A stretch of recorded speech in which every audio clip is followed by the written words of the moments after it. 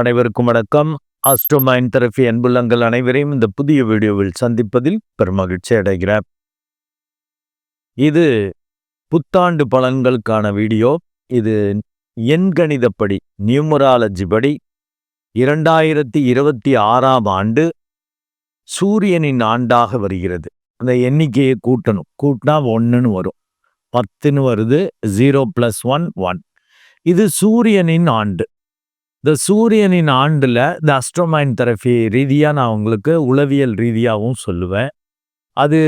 அதுபடி பலன்களை நம்ம இப்போ பார்க்க போகிறோம். ஃபஸ்ட்டு பலன்களை பார்க்கறதுக்கு முன்னாடி என்னுடைய ஆஸ்ட்ரோ மைண்ட் தெரபி அன்புள்ளங்களுக்கு மீண்டும் என்னுடைய புத்தாண்டு வாழ்த்துக்களையும் ஆசீர்வாதங்களையும் தெரிவித்து கொண்டு, இப்போ சூரியனின் ஆண்டு எப்படி இருக்கும் அப்படிங்கிற இன்ட்ரொடக்ஷனை பார்த்துட்டு 12 ராசிக்காரர்களுக்கும் என்னென்ன மாதிரி ஒரு பலன்களை பார்ப்பாங்க அப்படிங்கிறத இந்த வீடியோவில் பார்ப்போம். இப்போ சூரியனின் ஆண்டு அப்படின்னா சூரியனாலே தெரியும், அதுதான் முதன்மையான கோள். அதனிடமிருந்து தான், அது சூரிய குடும்பம்னு தான் சொல்லுவாங்க, அதனிடமிருந்து தான் ஒளியை வாங்கி மற்ற கோள்கள் பிரதிபலிக்கின்றன. இவர் தான் மையம். அதனால தான் இது ஆன்மகாரகன், ஆன்மா கூறியது அப்படிம்பாங்க. சூரிய நாராயணன் அப்படிம்பாங்க, கடவுளாக சூரியனை பாவிப்பது. அது மாதிரிலாம் நம்ம கல்ச்சர்ல நம்ம பரம்பரையில இருக்கு. இப்போ சூரியன்கிறது சூப்பர். எல்லோருக்குமே இந்த ஆண்டு எல்லோருக்கும் அந்த எல்லோரிடமுமே அந்த கடவுள் துகள் தான் இருக்குங்கிறதால உள்ளுக்குள்ள எல்லோருமே தன்னை சூரியனாக நினைத்து கொண்டு பிஹேவ் பண்றதுக்கான வாய்ப்புகள் அதிகம். அதனால பார்த்துக்கணும். நீங்க ஒண்டிதான் பெரிய ஆளு அப்படின்னு நினைக்க கூடாது. இங்க ஈச் அண்ட் எவ்ரி, ஏன்னா சூரியனோட ஆண்டு எல்லாருக்கும் எல்லாத்தையும் அந்த ஆன்மா தானே இருக்கு. இந்த ஆன்மக்காரகன் அங்க எல்லாருக்கும் வேலை பார்ப்பான்ல. இப்ப எல்லோருமே தன்னை ஒரு பெரிய ஆளு, தன்னை மற்றவங்க மதிக்கணும், நம்மளுக்கு மரியாதை கொடுக்கணும், நம்ம மற்றவங்களை அதிகாரம் பண்ணணும் அப்படிங்கிற மனோபாவம் இருக்கும்.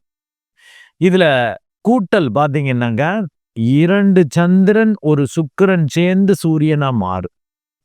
சந்திரன் அண்ட் சுக்கிரன். இப்ப 2 சந்திரன் அப்படின்னாலே அன்பு பாசத்தை அதிகமாக காட்டணும். அன்பு பாசம்ங்கிறது அப்பதான் நிரந்தர தலைமையா இருக்க முடியும், ஒரு லீடரா மாற முடியும். பாசா இருந்தீங்கன்னாக்க நிலைக்க முடியாது.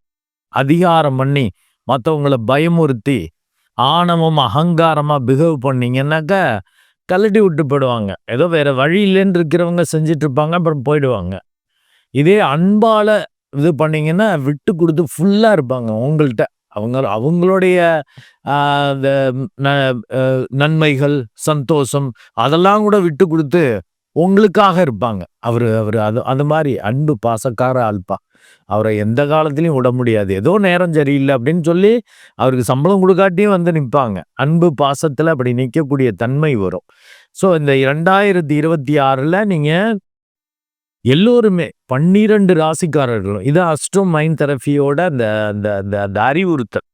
எல்லோருமே என்ன பண்ணிக்கணும்னாக்க, ஒரு பாஸா இல்லாம, பாஸ்னாக்க டூ வாட் ஐ சேங்கிற மாதிரி சொல்றது, பாஸா இருக்கக்கூடாது, ஆணவம் அகங்காரமா பிஹேவ் பண்ணக்கூடாது, அன்பு பாசமாக மாறணும். அன்பு பாசம்ங்கிறது அப்படியே ஸ்கொயர் 2 பங்கு காட்டணும் எல்லோர்ட்டையும். அது ஆன்மீக ரீதியாக கொஞ்சம் நான் எல்லாவற்றிற்கும் ஒரே தீர்வுன்னு இந்த மெடிடேஷனை சொல்லுவேன். மெடிடேட் பண்ணுறப்ப தான் அந்த ஒரு தன்மை வரும். எல்லார்ட்டையும் அந்த கடவுள் துகள் இருக்குன்னு சொல்லிட்டு அப்படி ஒரு உணர்வு வரும். எல்லோர்ட்டையும் அப்படி அன்பாக இருப்பீங்க. அது கடவுளோட துகள் உள்ள இருக்கு, கடவுளோட அந்த படைப்பு தான் அப்படின்னு மனிதர்களிடம் மட்டுமல்ல, உயிருள்ள உயிரற்ற அனைத்து ஜீவன்களுக்கும். நம்மளுடைய கல்ச்சரே எல்லோர்ட்டையும் கும்பிடுறது. இப்போதான் எல்லாம் சல்யூட் வைக்கிற மாதிரி பண்ணிக்கிறாங்க, வெஸ்டர்ன் கல்ச்சர். எல்லார்ட்டையும் அப்படி கும்பிடுறது, அப்படியே அப்போதான் மனம் ஒன்றி போகும். கும்பிட்றப்ப 2 கைகளும், இந்த பஞ்சபூதங்களும் கையில தான் இருக்கு. அப்படியே கும்பிட்றப்ப அதை அப்படியே அந்த நெஞ்சுக்கு, அந்த மனசுக்கு அப்படியே இருக்கும். அது அப்படியே பாஸ் ஆகும் அவங்கள்ட்ட. ஸோ கண்டிப்பாக நீங்க அவ்வளவு அன்பு பாசத்தை காட்டணும். சுக்கிரனுடைய இயல்பு அழகு, கவர்ச்சி, நாகரிகமா பண்பாடா பேசுறது, அதுவும் வேண்டும். எப்படி மதிப்பாங்க? பண்டி பாண்டையா போனா மதிப்பாங்களா? ஒரு அழகு கவர்ச்சி காட்டிட்டு போறப்ப மத்தவங்க மதிப்பாங்க. அண்டு நாகரீகமா பண்பாடா பேசணும். அதிகாரம் பண்றப்ப ரொம்ப ஆணவம், அகங்காரமா, திமிரா பேசாம, ஒரு அன்பா, பணிவா பேசுறப்ப சூப்பரா நம்மளுக்கு நன்மைகள் இருக்கும். மத்தவங்கெல்லாம் நம்மள்ட்ட மயங்குவார்கள். அழகு, கவர்ச்சி மேலோங்கும். அன்பு, பாசம் வந்தாலே ஒரு மத்தவங்கள்கிட்ட ஈர்ப்பு வரும். சுக்கிரனும் அதிக ஈர்ப்பு குடுக்கும். ஏன்னா எதிர்பாலினர கொடுக்கக்கூடியது. இப்படி இருக்கிறப்ப தான் இந்த சூரியனின் ஆண்டுல இப்படி பிஹேவ் பண்றப்ப தான் நீங்க பெரிய அளவுக்கு சக்சஸ் பண்ணலாம். இப்ப இந்த சூரியனால என்னென்ன மாதிரி பலன்கள் பொது பலன்கள் கிடைக்கும் அப்படின்னு புரிஞ்சுக்கங்க. அதுக்கப்புறம் இந்த ராசிகளை பிரிச்சு நான் சொல்லுவேன். சூரியனால என்ன கிடைக்கும்? வேலை தேடிட்டு இருக்கவங்களுக்கு அரசு உத்தியோகம் கிடைக்கும். அண்ட் அரசு கான்ட்ராக்ட், ஏதோ பிஸ்னஸ்மேன் 40, 45 வயசுனா அரசு கான்ட்ராக்ட், இந்த பிடபிள்யூ எல்லாம் கான்ட்ராக்ட் எடுக்கிறாங்க பாருங்க, ரோடு கான்ட்ராக்ட், கட்டட கான்ட்ராக்ட், அந்த மாதிரி கிடைக்கிறது. அண்ட் அதிகாரம், தலைமை பொறுப்பு கிடைக்கிறது, தலைமையா மாறுறது. இப்ப சாதாரண கிளர்க்கா இருந்துகிட்டு இருக்கிறவர் ஜீப்ல போற மாதிரி உயர்றது, ஒரு ஒரு சீஃபா போறது, மற்றவங்க எல்லாம் மரியாதை கொடுப்பது, அதெல்லாம் நடக்கும். மரியாதை ஒண்டி நம்ம எவ்வளவு கொடுக்குறோமோ அந்த அளவுக்கு நம்மளுக்கு ரிஃப்ளெக்ட் ஆகும். அந்த மாதிரி மரியாதை கிடைக்கிறது. நிறைய எடுபிடிகள், உங்களுக்கு எடுபிடிகள் அப்படின்னு அந்த சூரியனுடைய பார்வையில இருந்துட்டு சொல்றேன். அன்பால் நிறைய வேலைக்காரர்கள், தொண்டர்கள் இணைவது, இப்படிலாம் இருக்கும்.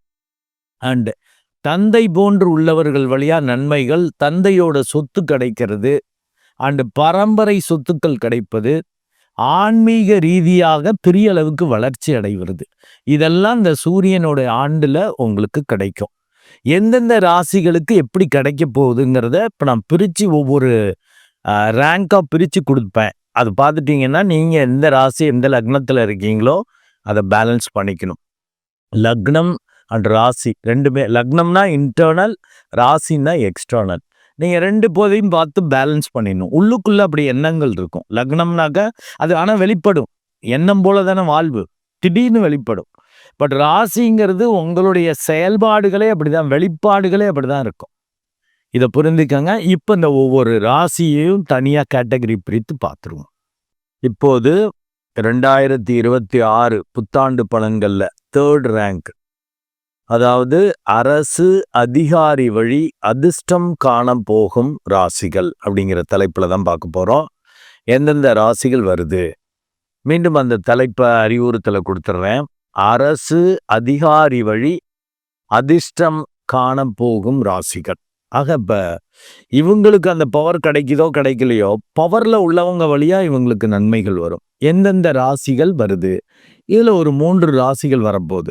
ஆக மூத்தவர்கள், அரசியல்வாதிகள், அதிகாரிகள் வழியாக, அரசு வழியாக அதிர்ஷ்டத்தை அனுபவிக்க போகக்கூடிய ராசிகள் எது வருது அப்படிங்கிறது ஃபர்ஸ்ட். இப்ப மேஷ லக்னம் அண்ட் மேஷ ராசி அன்புள்ளங்கள் வராங்க. மேஷ லக்னத்துக்கு 9ஆம் இடத்துல இந்த சூரியன் இருக்கிறார். ஏன் 9ஆம் இடத்துல இருக்கிறப்ப நீங்க 3rd ரேங்க் போறீங்க சார்? கோணத்துல இருக்கார். 5ஆம் இடத்ததிபதி 9ல. பொதுவாக கோணாதிபதி கேந்திரத்துல இருந்தா நல்லது, கோணத்திலேயே இருக்கிறப்ப பரவாயில்லன்னு தான். அப்புறம் பொதுவாக கோணத்தில் சுபர்கள் இருந்தால் பெரும் அளவு நன்மைகள் செய்யும். இதே பாவிகள் இருந்தா, இப்ப 5, 9ல போய் பாவிகள் இருக்கிறப்ப புத்தி தடுமாறும், செயல்பாடுகள்ல பிரச்சனை. இப்போ 9ஆம் இடத்துல இந்த சூரியன் இருக்கிறது, இவங்களுக்கு அந்த பதவி கிடைக்குமா, பெருசா இது பண்ணுவோம்னு தெரியாது. பட் பூர்வ பாக்கிய ஸ்தானத்துல இருக்கிறதால இந்த விட்டகுறை தொட்டகுறைன்னு உள்ள பெரிய அரசியல் வாதிகள், போன ஜென்மத்துல அந்த தொடர்பு உள்ள அதிகாரிகள், அவங்கெல்லாம் என்னென்ன தெரியல இவனை எனக்கு பிடிக்குது அப்படின்னு சொல்லிட்டு உங்களுக்கு நல்லது பண்ணுவாங்க. அதனாலதான் அரசு அதிகாரி வழி அதிர்ஷ்டம் காண போகும் ராசிகள்னு சொல்லியிருக்கேன். உங்களுக்கு மிகவும் யோகத்தை கொடுக்கக்கூடியவர், அதிர்ஷ்டத்தை கொடுக்கக்கூடியவர், உங்க ராசியிலேயே உச்சமாகக்கூடியவர் அந்த சூரியன் 9ஆம் இடத்துல இருக்க. பொதுவாக நான் சொன்னதை ஞாபகம் வச்சுக்கணும். அதனாலதான் 3rd ரேங்க் கொடுக்குறேன். இதுல ரேங்க் எல்லாம் மாறி இருக்கும். இது ஒரு பர்ஸ்பெக்டிவ்ல நான் போடுறது. இப்ப நியூமராலஜி படி சூரியனின் ஆண்டுன்னு இன்ட்ரோடக்ஷன்ல சூரியனுடைய தன்மைகளை கொடுத்துருப்பேன். இப்ப அரசு அதிகாரி வழி உங்களுக்கு நன்மை நடக்கும். எந்த அளவுக்கு நடக்கும், நீங்க எப்படி அதை பயன்படுத்திக்கலாம், அதெல்லாம் வந்து உங்க பிறப்பு ஜாதகத்தை பொறுத்து கூட குறைச்சா இருக்கும். பட் இந்த வாய்ப்புகள் வரும். ஏன்னா அதான் கோச்சாரத்தோட ஸ்பெஷாலிட்டி. 25% இதுக்கு வேலை செய்யும். அதுதான் இந்த மாஸ் மீடியாஸ் எல்லாமே இந்த கோச்சார ரீதியான பலன்கள் தான் இன்னைக்கும் சொல்லிட்டு வராங்க. ஏன் உயிர்ப்போட இருக்குன்னா அதுக்கேற்ற சூழல் நடந்திருக்கும், சூழல் இருக்கும், அவங்களுக்கு அந்த மாதிரி உணர்வுகள் ஏற்படும். அதனால அதை ஃபாலோ பண்றாங்க, பாப்புலரா இருக்கு. ஸோ இது 25% தான். உங்க பிறப்பு ஜாதகம் தான் 75%. இப்ப அரசு வழி அதிகாரி வழி பெரிய அளவுக்கு நன்மைகள் வரும் அப்படின்னு அந்த சூரியனை பத்தி சொல்றேன். சூரியன் 3ஆம் இடத்துல இருக்கிறப்ப அவங்களுடைய தொடர்பு, அவங்க உங்கள்ட்ட ஃப்ரெண்டு மாதிரி, ஒரு சகாக்கள் மாதிரி, பங்காளிகள் போல.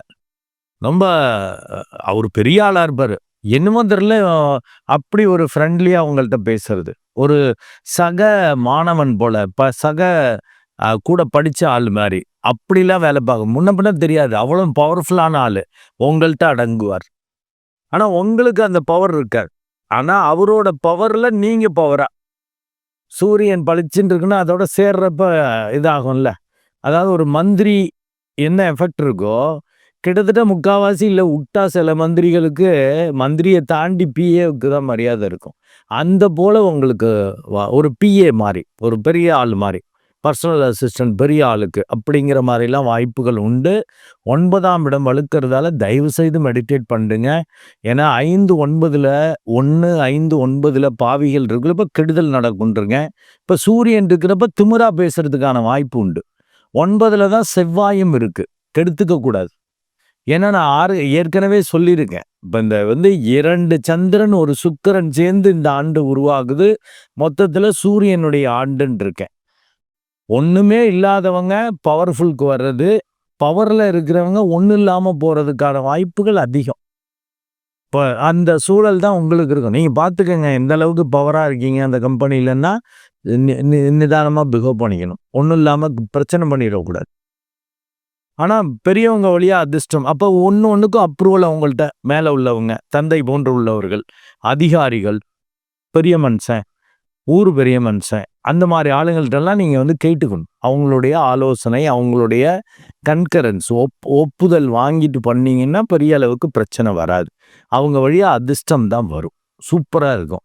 உங்களுக்கு 7.5 ஸ்டார்ட்டாக இருக்கிறதால கிடைக்கும் அதிர்ஷ்டம், சும்மா கிடைக்காது. மன உளைச்சல், அலைச்சல் இதெல்லாம் இருக்கும். வந்ததை காப்பாற்றுறதும் கஷ்டம். இப்போ 5ல் கேது, 11ல் ராகு இருக்கு. சனி பகவான் 7.5ல் இருக்கார், அவர் நெகட்டிவா இருக்கார். அண்டு ராகு கேதுவும் பார்த்தீங்கன்னா 11ஆம் இடத்துல ராகு இருக்கிறது மிக சிறப்பு. ஆனால் நீங்கள் பேராசையோடு செயல்பட்டீங்கன்னா அந்த அதிகாரி உங்க மேலே வச்ச அன்பு மரியாதைக்கு இவன் பேராசை பிடிச்சவனா, ஐயோ ஒழுங்கா, ஏன்னா பேராசையில் தப்பு பண்ணிடுவீங்க. ஏன்னா நீங்கள் மோடுமுட்டி கோள். உங்கள் லக்னாதிபதி ராசி அதிபதி பார்த்தீங்கன்னா செவ்வாய், ஸ்ட்ராங்கான கோல். உடல் வலிமை, மன வலிமைங்கிறது ப்ளஸ்ஸு. நெகட்டிவ் என்ன அப்படின்னா மோடுமுட்டித்தனம், வேகம், கோவன், எடுத்தன் கவுத்தன்னு, வெட்டு 1 துண்டு 2ன்னு அப்படி பிஹேவ் பண்ணக்கூடியவங்க.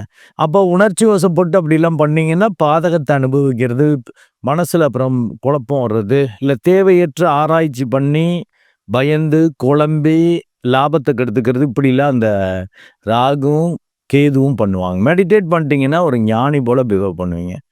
11ஆம் இடத்துல இருக்கக்கூடிய ராகு பாதகமாக பேராசையை கொடுத்து உங்களை கெடுக்க பார்த்தாலும் சமநிலையில் இருப்பீங்க. சூப்பராக இருக்கும். உங்களுக்கு அந்த குரு பகவான் 4ஆம் இடத்துல போய் உச்சமாகிறார். அந்த குருவும் சுமாராக இருக்கார். உங்களுக்கு பூர்வ பாக்கியாதிபதி அவர் உச்சமாகிறது நல்லது.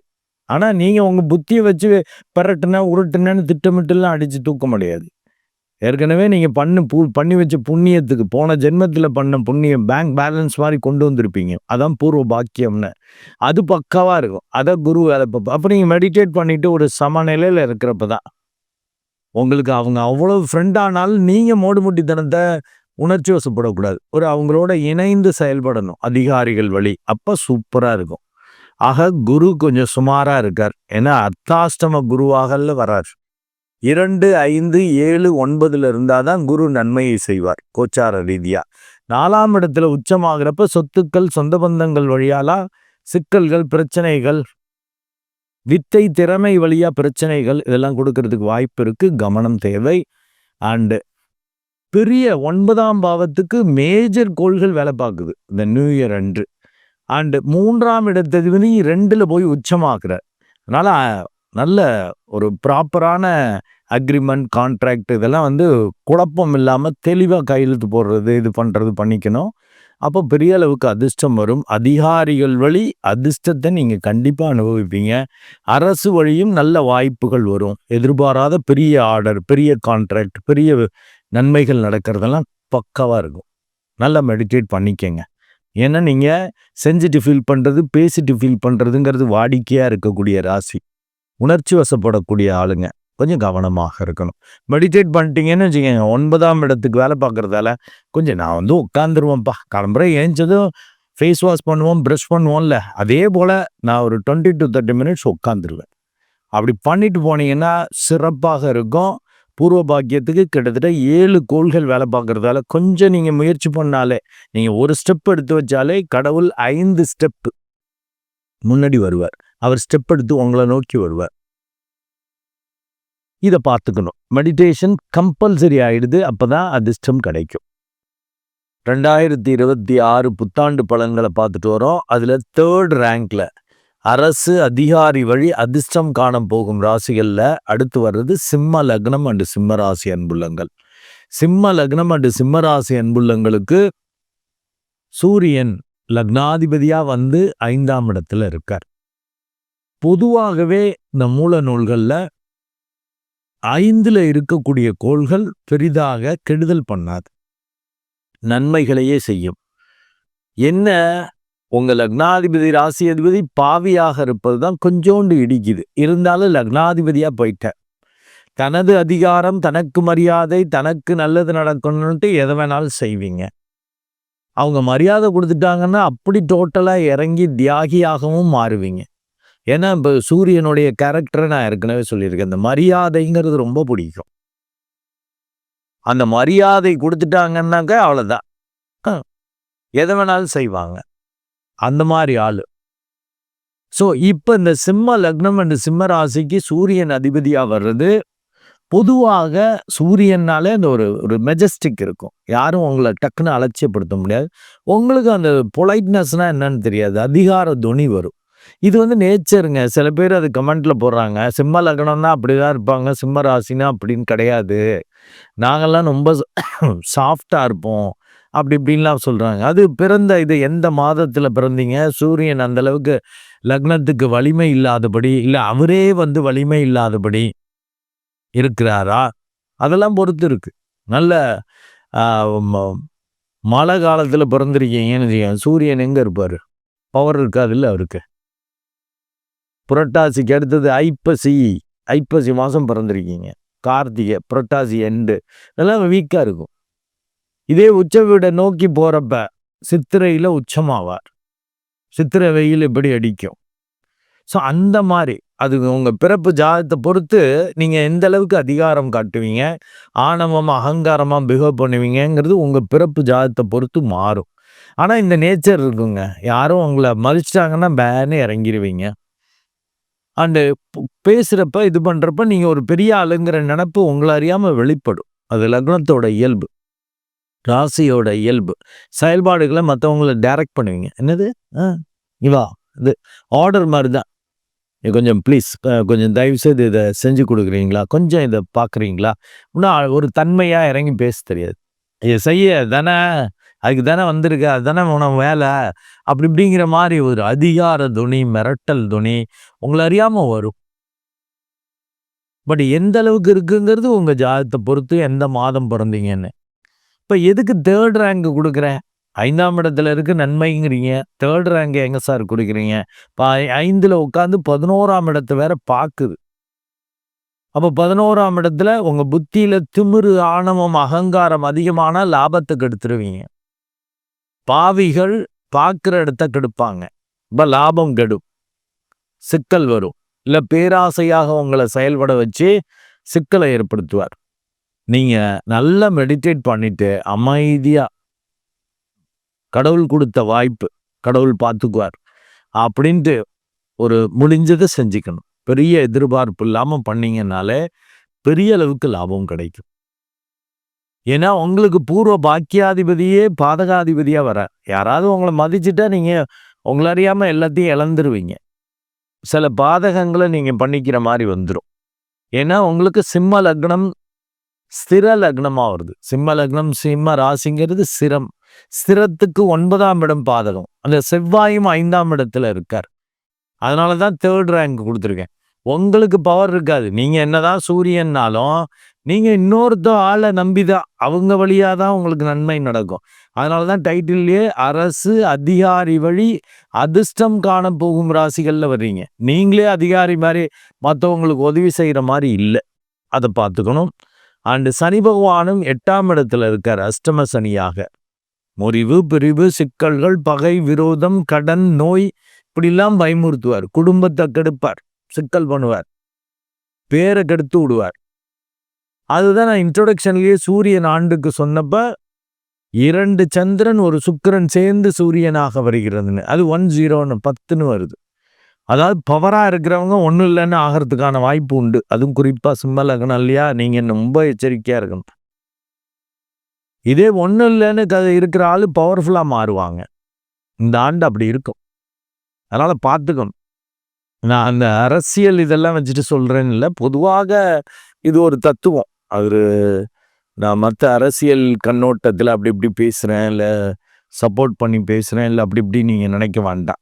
நீங்க என்னதான் சூரியன்னாலும் யாரு அங்க பவர்ஃபுல்லா இருக்காங்களோ அவங்கள்ட்ட ஃப்ரெண்டு பிடிச்சிக்கணும், அவங்கள மதிச்சுங்க. நீங்க லெதார்ஜிக்கா நீங்க பெரிய ஆளா இருந்தீங்கன்னா மம்பு அதிர்ஷ்டம் கிடைக்காது.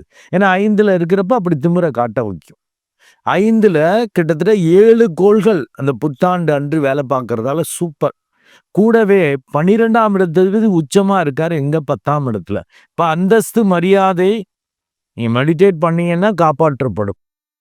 இல்லாட்டி விரயமாகும், நிம்மதி சந்தோஷம் போகும், சிக்கல் வர்றதுக்கான வாய்ப்பு உண்டு. காலம்பர ஒரு மரியாதை இல்லை, வர்றப்ப மதிப்பாங்க, போறப்ப திட்டிட்டு போவாங்க. எப்ப எவன் எப்படி மாறுவான்னே தெரியாது. இப்படிலாம் பயப்படுற மாதிரி பண்ணும்.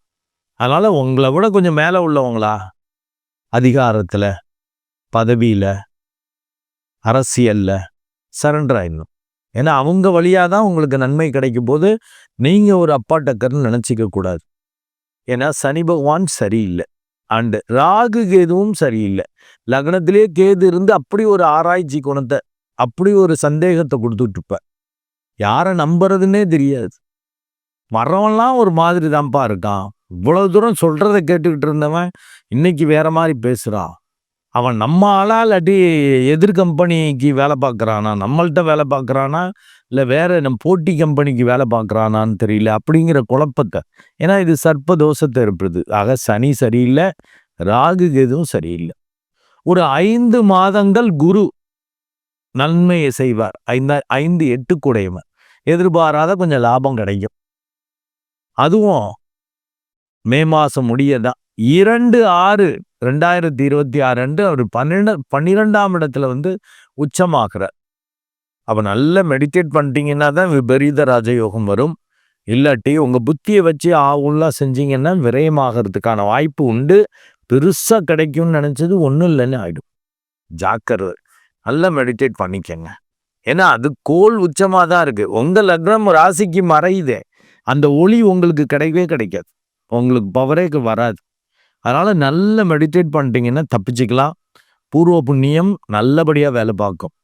மெடிடேட் பண்ணிக்கங்க. ஏன்னா இந்த பூர்வ பாக்கியாதிபதியான இந்த செவ்வாயும் ஒரு ஃபியூ மந்த்ஸ்ல உச்ச வீட்டுக்கு வரார். அவர் 6ஆம் இடத்துல உச்சமாகிறார்.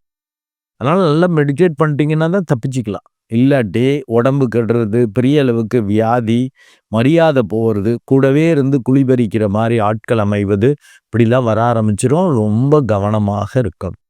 நல்லா மெடிடேட் பண்ணிக்கங்க, அந்த விழிப்புணர்வு வரும். ஏன்னா வெளியில இருக்கிற ஆளு சுமாரான ஆளு, உள்ள இருக்கிற ஆளு சூப்பர் பவர். மெடிடேட் பண்ணிட்டீங்கன்னா கோள்கள் பெருசா கெடுக்க முடியாதுன்னு, உள்ள இருக்கிற ஆளு சரியா வழி நடத்துவார். ஸோ பெரியவங்களா சரண்டர் ஆயிடுங்க, அவங்க வழியா அதிர்ஷ்டம் வரும். 2026 புத்தாண்டு பலன்களை பார்த்துட்டு வரோம். இப்போ 3rd ரேங்க்ல, அதாவது அரசு அதிகாரி வழி அதிர்ஷ்டம் காணப்போகும் ராசிகள்ல 3வதாக அடுத்து வர்றது தனுசு. தனுசு லக்னம் அண்ட் தனுசு ராசி அன்புள்ளங்கள். அவங்களுக்கு இந்த 3rd ரேங்க் கொடுத்துருக்கேன். ஏன்னா லக்னாதிபதியே 4ஆம் இடத்ததிபதியா போய் உச்சமாகிறார். இருந்தாலும் அவர் 8ஆம் இடத்துல போய் உச்சமாகிறார். அதனால தான் 3rd ரேங்க்குக்கு இறக்கியிருக்கேன். அண்ட் இந்த சூரியனின் ஆண்டுக்கான பலன்கள்ங்கிறதால சூரியன் யாரு உங்களுக்கு அப்படின்னா பூர்வ பாக்கியாதிபதி. அவரு உங்க லக்னத்துக்கே வராரு. பூர்வ பாக்கியம் ஆட்டோமேட்டிக்காக வேலை பார்க்கும். நீங்கள் பெரிய அறிவை வச்சு உங்கள் அறிவை வச்சு அப்படி இப்படி எய்ம் பண்ணீங்கன்னா தான் பிரச்சனை. ஏன்னா உங்கள் லக்னத்துக்கு இந்த புத்தாண்டு அன்று கிட்டத்தட்ட 7 கோள்கள் தொடர்புக்கு வருது. அதனால கொஞ்சம் கவனமாக இருக்கணும். 7 கோள்கள் வேலை பார்க்குது. பொதுவாகவே குரு பகவான்னாலே அறிவு. அறிவாளிகள் பெருசாக ஜெயிக்க மாட்டார்கள்னு பல வீடியோஸில் சொல்லியிருக்கேன். உங்களுக்கு அந்த மேட்டிமை குணம் இருக்கும். ஒரு பெரிய ஆள், மற்றவனுக்கு என்ன தெரியும் அப்படிங்கிற ரேஞ்சு வரும். இதில் 9ஆம் இடத்ததிபதி பூர்வ பாக்கியாதிபதி லக்னத்துக்கு வர்றப்ப, அதுவும் சூரியனாக இருக்கிறப்ப அதை கெத்து காட்டுற மாதிரி வரும். நம்மளுக்கு எல்லாம் தெரியும்னு, என் பரம்பரை தெரியுமா, நான் யார் தெரியுமில்ல, என் பரம்பரை என்ன தெரியுமில்ல அப்படிங்கிற மாதிரிலாம் ஐடியா வரும். கவனமாக இருக்கணும். அதனால தான் 3rd ரேங்க் கொடுத்துருக்கேன். நீங்கள் அதிகாரிகளாக மாற முடியாது. அதிகாரிகள் வழி அதிர்ஷ்டம் கிடைக்கும். அப்போ அதிகாரிகளை மேலே உள்ளவங்களை ஒரு நட்பு, அந்த ஒரு ரேப்போ கிரியேட் பண்ணிக்கணும். பிரச்சனை பண்ணிடக்கூடாது. அவங்களோட இணைந்து செயல்படுற மாதிரி பண்ணிக்கணும். ஆனால் லக்னத்தில் இத்தனை கோள்கள் இருக்கிறப்ப பிரச்சனை தான். ஏன்னா 6, 11 கூடையவன் இருக்கான். பாதகாதிபதி புதன் இருக்கான். அண்ட் யோகத்தை கொடுக்கக்கூடிய as well as விரயத்தை கொடுக்கக்கூடிய செவ்வாயும் அங்கே இருக்கார். அண்ட் குரு பார்க்கிறார், வக்ரம் பெற்று போய் பார்க்கிறார். சனி பகவானும் பார்க்கிறார். இப்படி கிட்டத்தட்ட 7 கோள்கள்ங்கிறதால ஒரு மாதிரி, ஏன்னா அந்த நியூ இயர் ஸ்டார்ட் ஆகுறப்ப அப்படி இருக்கு. அதனால் நல்லா மெடிடேட் பண்ணிக்கங்க. அதனால தான் 3rd ரேங்க்ல எழுத்திருப்பேன். ஏற்கனவே நான் வேற கான்செப்ட், வேற பர்ஸ்பெக்டிவ்ல பேசுகிறப்ப வேற ரேங்க் இருக்கும் உங்களுக்கு. இப்போ 3rd ரேங்க் கொடுத்துருக்கேன் அப்படின்னாக்கா யோசிச்சுக்கணும். நீங்கள் அதிகாரியாக அதிகார பதவிக்கு நீங்கள் சொன்னால் மற்றவங்க கேட்குற மாதிரிலாம் இருக்காது. நீங்கள் பெரியவங்களை விட்டு சொல்லணும். அப்படி பண்ணிக்கணும். நான் எனக்கு தான் எல்லாம் தெரியுமேனா நீங்கள் சொன்னால் எனக்கு ஈடுபடாது. பெரியவங்களை கூப்பிட்டுக்கணும். அப்போ தான் நல்லது. ஆனால் அதை செய்வீங்களான்னா லக்னத்துக்கு கிட்டத்தட்ட 7 கோள்கள் தொடர்பு பண்ணுறதால குழப்பங்கள் வரும். உங்களை அறியாமல் திமுறா, ஏன்னா லக்னத்திலேயே சூரியன் இருக்கிறப்பது ஏற்கனவே நான் அறிவாளின்னு ஒரு இது இருக்கும். இது என் பரம்பரை தெரியுமா, எங்கள் அப்பா இல்லை, நான் யார் பழக்கம் வச்சுருக்கேன் தெரியுமா, என்னுடைய ஃப்ரெண்டு யாருன்னு தெரியுமா, அப்படி இப்படின்லாம் சொல்கிற மாதிரி ஏதாவது பண்ணி இது சிக்கல் பண்ணுறதுக்கு வாய்ப்பு உண்டு. நீங்கள் ஒன்றும் தெரியாத ஆள் மாதிரியே இருந்துட்டு, புதன்லாம் அப்படி தான் இருக்கும். புத்திசாலித்தனமாக பிஹேவ் பண்ணணும். அப்படி பண்ணிக்கணும். பட் அதை கெடுக்கிற மாதிரி தான் 7 கோள்கள் இருக்குது. இந்த 7 கோள்கள் மட்டுமல்ல, ராகுவும் 3ஆம் இடத்துல இருக்கிறப்ப அப்படி உணர்ச்சி வசப்பட்டு திமிரா பேச வைப்பார். அதிரடி காட்ட வைப்பார். அதிரடியாக முயற்சிக்க வைப்பார். புதிய முயற்சிகள், வித்தியாசமான முயற்சிகள் இதெல்லாம் பண்ண வைப்பார். மெடிடேட் பண்ணிட்டீங்கன்னா அந்த கேது நன்மை செஞ்சிருவார். இல்லாட்டி ஸ்டார்ட் பண்ணிட்டு குழம்புவீங்க.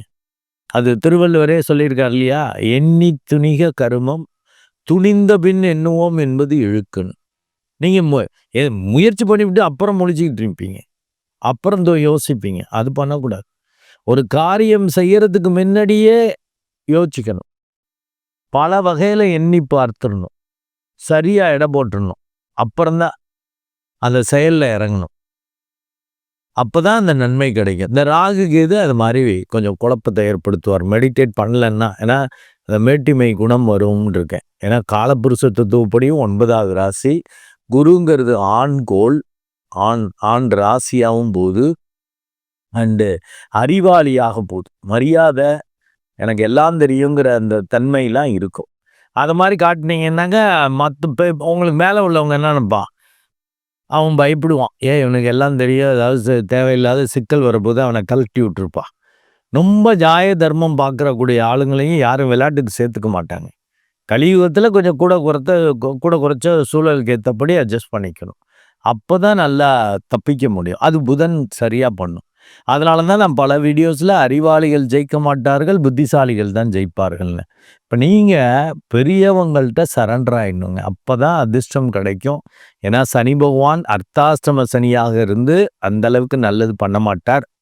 அப்படி ஒரு டல்லு, சோம்பேறித்தனம், உணர்ச்சி வசப்பட்டு அறியாமையால் ஏதாவது பேசி கெடுத்துக்கிறது, முயற்சி பண்ணி கெடுத்துக்கிறதுன்னு பண்ணுவீங்க. பெரிய வித்த திறமையை காட்டலான்னு நினைப்பீங்க, அது சொதப்பும். இதே பயந்துக்கிட்டு செஞ்சீங்க, மெடிடேட் பண்ணிவிட்டு கேஷுவலாக செஞ்சீங்கன்னா ஒர்க் அவுட் ஆகும். ராகுவும் அதிரடியை காட்ட வைக்கிறார். இப்போ குரு பகவான் 7ஆம் இடத்துல இருக்கிறது சிறப்பு. ஆனால் அவர் வக்ரம் பெற்று போயிருக்கார். வக்ரம் பெற்ற கோள் ஒரு குடிகாரனை போல பிஹேவ் பண்ண வைக்கும். அதுவும் லக்னாதிபதியே வக்ரம் பெற்று எங்கே லக்னம் உதயம்னாக்க அது அஸ்தமனம். அஸ்தமன ஸ்தானத்தில் உட்காந்துருக்கார். கிட்டத்தட்ட 5 மாதங்கள். 2/6 அன்று அவர் உச்சமாகிறார். ஆனால் 8ஆம் இடம் உங்கள் லக்னத்துக்கு மறைவு ஸ்தானத்தில் போய் அப்போ பார்ட்னர் பங்குதாரர்கள் வழியாக தான் உங்களுக்கு நன்மைகள் வரும். அப்போ அதிகாரிகளை பார்ட்னர் ஆக்கிக்கணும். அவங்கள்ட்ட டோட்டலாக சரண்டர் ஆகிடணும், அடிமையாகிடணும். ஏதாவது ஆகும்னு பேசி கெடுத்துடக்கூடாது. தானாக தன வருவாய் வரும். குரு பகவான் 2ஆம் இடத்தை பார்ப்பார். இப்போ லக்னத்தை பார்த்துட்டு இருக்கார் இல்லையா, ஜூன்லேருந்து 2ஆம் இடத்தை பார்ப்பார். பக்காவாக இருக்கும். அவரே 12ஆம் இடத்தையும் பார்க்குறார். கவனம் தேவை. கொடுத்து கெடுப்பார். அதனால் சரண்டர் ஆகிக்கணும். எனக்கு ஒன்றும் தெரியாது, எல்லாம் பெரியவங்க அப்படின்ட்டு. அதனால தான் இந்த தலைப்பே என்ன சொல்லியிருக்கேன், அரசு அதிகாரிகள் வழி அதிர்ஷ்டம் காணப்போகும் ராசிகளில் இந்த தனுசை போட்டிருக்கேன். நல்லா மெடிடேட் பண்ணிக்கங்க. அர்த்தாசிரம சனி பெருசாக கெடுக்காது. குரு பகவானும் 8ஆம் இடத்துல உட்காந்து உணர்ச்சி வசப்பட்டு ஆக்சிடென்டலாக ஏதாவது செஞ்சு கெடுத்துக்கிறது, பங்குதாரர்களை கெடுத்து கொள்வதெல்லாம் பண்ண மாட்டீங்க. அண்ட் மெடிடேட் பண்ணிட்டீங்கன்னால ஞானம் கிடைக்கும். ஏன்னா 9ஆம் இடத்துல அந்த கேது இருக்கிறது சூப்பர். மெடிடேட் பண்ணலன்னாக தான் குருட்டு தைரியத்தில் அதிரடியான முயற்சிகள் செஞ்சு ஏதாவது மாற்றுறதுக்கான வாய்ப்புகள் இருக்குது. அதனால் ரொம்ப கவனம் வச்சுக்கோங்க. நன்மை இருக்கிறத நீங்களே கெடுத்து கொள்ளாதீர்கள். அதனால தான் அந்த தலைப்பிலேயே நான் சொல்லியிருக்கேன். பெரியவங்கெல்லாம் ஃப்ரெண்டாக இருப்பாங்க. உங்களை விட எதுலையாவது பெரிய ஆளாக இருக்காரா, சரண்டர் ஆகிடுங்க. நன்றி அன்புள்ளங்களே. மீண்டும் ஒரு நல்ல வீடியோவில் உங்களை சந்திக்கிறேன். அதுவரை உங்களிடமிருந்து வணக்கம் கூறி விடைபெறுவது உங்கள் அன்பு டாக்டர் அருட்குழந்தை ஆறு கணேசன். நன்றி, வணக்கம்.